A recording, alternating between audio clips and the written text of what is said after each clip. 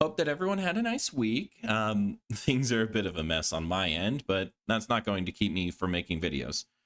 Though, one of the wonky things that did happen is that I lost the meat space footage for this video, so we're going to kind of jump in halfway through when I've already digitized the drawing. It's a bit troublesome, but I did get the digital side of things, so no, not everything's gone, and the video can work. It's just going to be shorter, and I'll have to do some changes in editing and formatting on the back end, but that'll be fine. Anyway, let's get started on this week's creature. It looks like a bit of a monstrosity, though I've done the chimera thing before. This time, let's try to portray this creature as a naturally evolving species. Fair warning, I'm going to get into a bunch of evolutionary biology. Hopefully I don't make too many mistakes. Otherwise, in 3 years or so, when I get a large enough audience, actual scientists will write strongly worded comments correcting my zoo school camp knowledge. Still, that is a risk that I am willing to run. As always, let's note down 3 major features that make up this creature to make some abilities.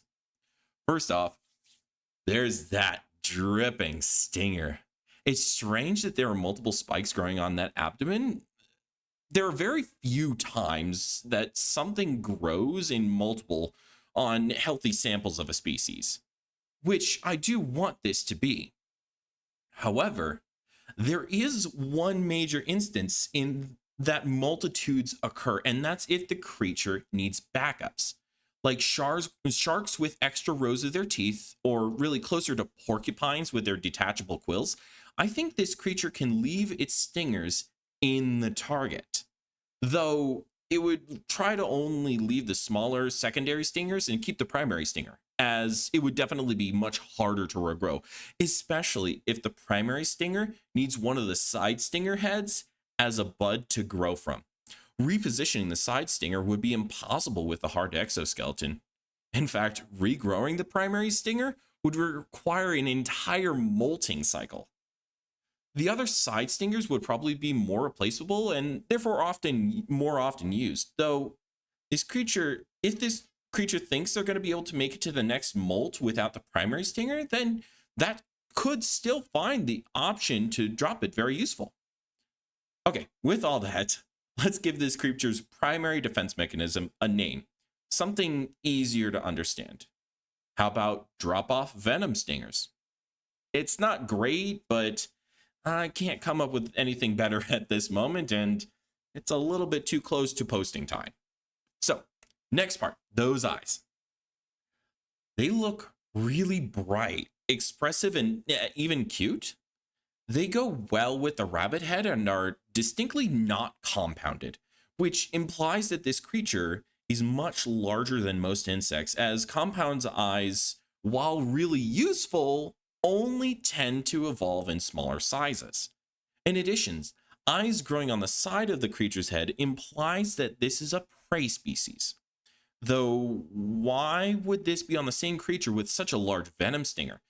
Venoms are nearly always used by predatory animals. Poisons are used by prey because prey are eaten and they don't want to be eaten, but predators want to eat. And so venoms kill things when stung, and poisons kill when eaten. There are plenty of creatures in real life that take on the role of both prey and predator, so I suppose this creature can take on that role as well in that kind of family.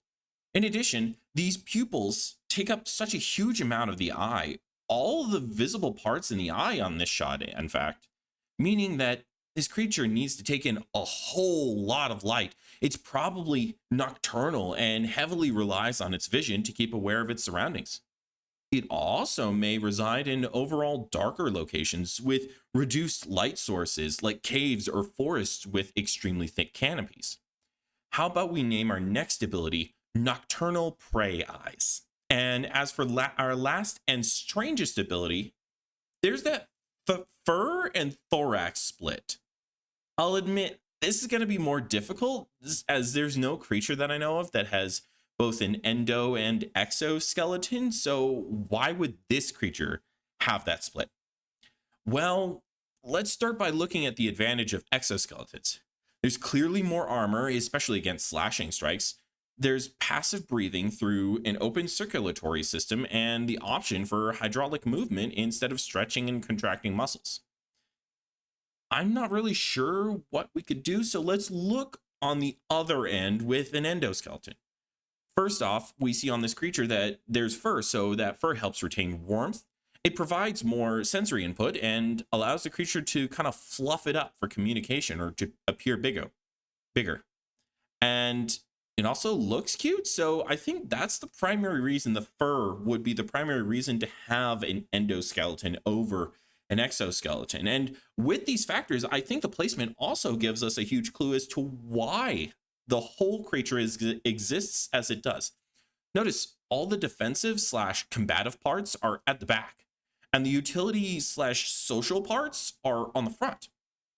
The eyes are also built to keep aware of the creature's rear end.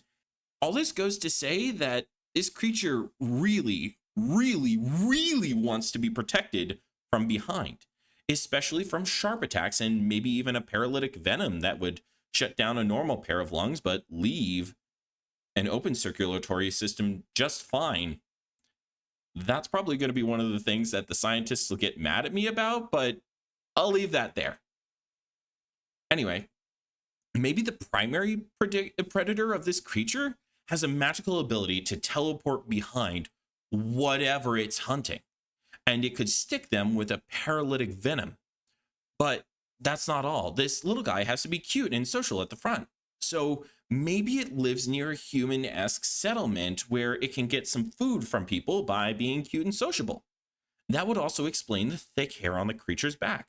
This hides the insectoid portions to the creatures taller than it, at least for the most part.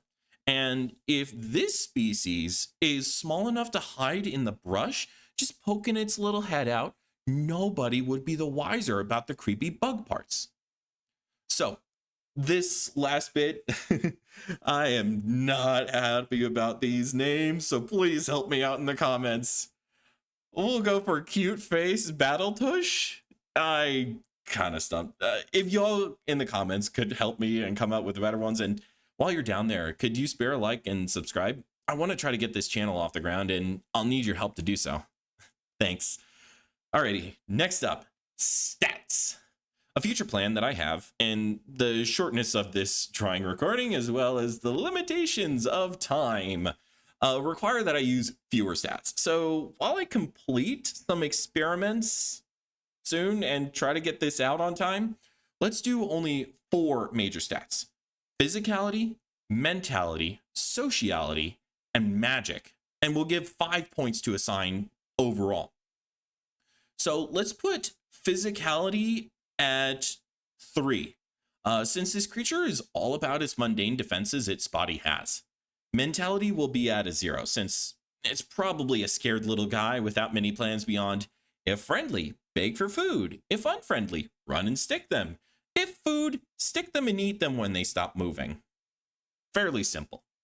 Sociality, though, will be at a 2, since these creatures specifically evolved hair on their backs to be cuter.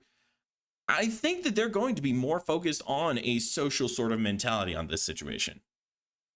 Anyway, magic will just be at a 0, since there's clearly nothing magical about this creature. Everything you see has a simple explanation that I just outlined to you a few paragraphs ago. Go rewind to that if you want a review on that. Finally, the core phrases. Since this is a creature without much devoted to intelligence, let's go for really simple 1 or 2 word phrases. Give?